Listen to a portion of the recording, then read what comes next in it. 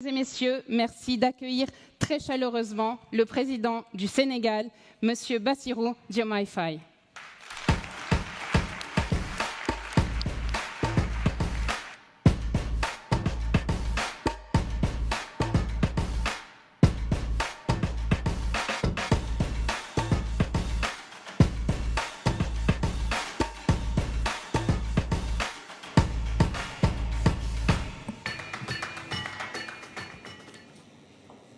Excellences, Monsieur le Président de la République française, Monsieur Emmanuel Macron, chers collègues, chefs d'État et de gouvernement, Monsieur le Président du Comité exécutif du CIO, chers membres du mouvement olympique, Mesdames, Messieurs, je voudrais à l'entame de mon propos remercier le Président Emmanuel Macron et Monsieur Thomas Bach, président du comité exécutif du CIO, pour leur aimable invitation à ce sommet des Jeux du développement durable en prélude des Jeux olympiques Paris 2024.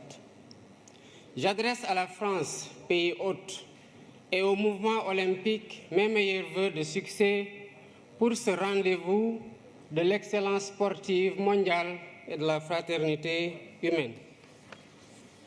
En nous réunissant ici sous le sceau, sous la bannière de l'olympisme, nous faisons vivre la tradition antique de la trêve olympique, célébrant les idéaux de paix, de sécurité et de compréhension mutuelle entre les peuples. Cette tradition nous rappelle que le sport n'est pas que compétition. Il est aussi une humanité qui rassemble les peuples au-delà de leurs frontières et de leurs différences. C'est tout le sens de la résolution de l'Assemblée générale des Nations unies sur l'édification d'un monde pacifique et meilleur grâce au sport et à l'idéal olympique. Cependant, force est de constater que l'idéal olympique est aujourd'hui mis à rude épreuve par la tragédie de la guerre, de la violence sous toutes ses formes et des inégalités sans cesse croissantes au sein et entre les nations. Mesdames et Messieurs, ce sommet qui s'inscrit dans la continuité du pacte de Paris pour les peuples et la planète et la perspective du sommet de l'avenir en septembre prochain à New York nous interpelle sur l'urgence d'œuvrer de façon plus résolue à la réalisation des objectifs de développement durable. Inspiré par l'idéal olympique, notre rencontre devrait sonner le réveil des consciences sur les inéquités persistantes d'un ordre mondial historiquement dépassé. Si nous voulons que les choses changent, il nous faut changer les règles du jeu. Je pense à l'évasion fiscale, aux congés fiscaux abusifs et aux autres flux financiers illicites qui privent nos pays de ressources vitales au financement du développement. Je pense à la question lancinante du traitement juste et équitable de la dette ainsi qu'au système de notation biaisé sur l'évaluation du risque concernant l'Afrique.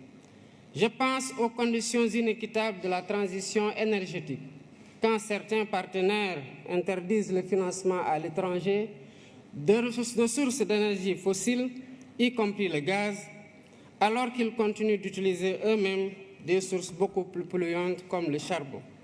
Je pense à l'architecture de la gouvernance économique, politique et financière mondiale, héritée de la Seconde Guerre mondiale, dont la composition des organes et le processus de décision ne reflètent plus les réalités de notre temps. À maintes reprises et à juste titre, le secrétaire général des Nations Unies a alerté sur le risque de fragmentation d'un système international obsolète et non inclusif. À l'évidence, un système qui perpétue le statu quo et ignore les besoins légitimes de sa grande majorité crée les germes de sa remise en cause et la recherche de voies alternatives.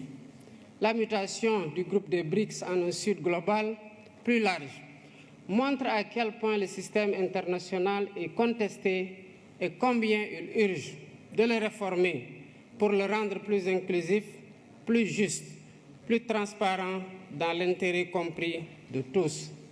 La réforme est possible si nous y mettons la volonté politique nécessaire. Excellences, Mesdames et Messieurs, dans 2 ans, le Sénégal accueillera le premier événement de l'olympisme en Afrique, avec les Jeux olympiques de la jeunesse. C'est un honneur que nous partageons avec notre continent. Merci au président Thomas Bach et merci aux membres du CIO pour le choix unanime porté sur le Sénégal pour abriter ce rendez-vous historique de la jeunesse mondiale. Conformément aux engagements convenus, nous préparons l'événement en tenant compte de 3 impératifs.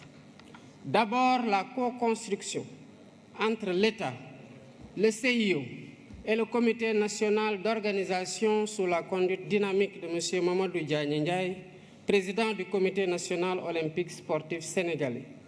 Ensuite, la maîtrise des dépenses publiques en privilégiant la réhabilitation et la mise à niveau d'infrastructures existantes pour abriter les compétitions. Enfin, le suivi renforcé des questions de sécurité, d'hébergement, de transport, de restauration et de santé, entre autres. Je remercie le CIO et tous les partenaires qui nous accompagnent pour faire cette première de l'olympisme en Afrique une fête de la jeunesse du monde et une réussite collective dont nous serons tous fiers. Je saisis l'occasion pour attirer l'attention du sommet sur le fléau insupportable du racisme et de la discrimination raciale qui continue de gangréner le sport dans un contexte de banalisation des discours haineux et xénophobes. Face au racisme,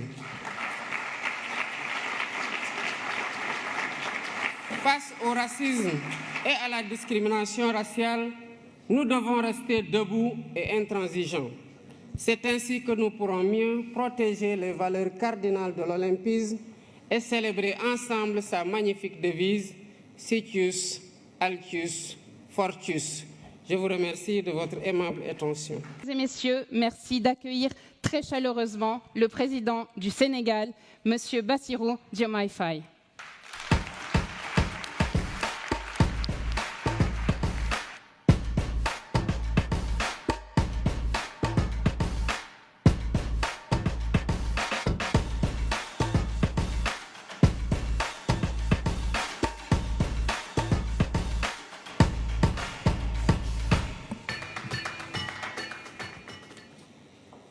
Excellences, Monsieur le Président de la République française, Monsieur Emmanuel Macron, chers collègues, chefs d'État et de gouvernement, Monsieur le Président du Comité exécutif du CIO, chers membres du mouvement olympique, Mesdames, Messieurs, je voudrais à l'entame de mon propos remercier le Président Emmanuel Macron et Monsieur Thomas Bach, président du comité exécutif du CIO,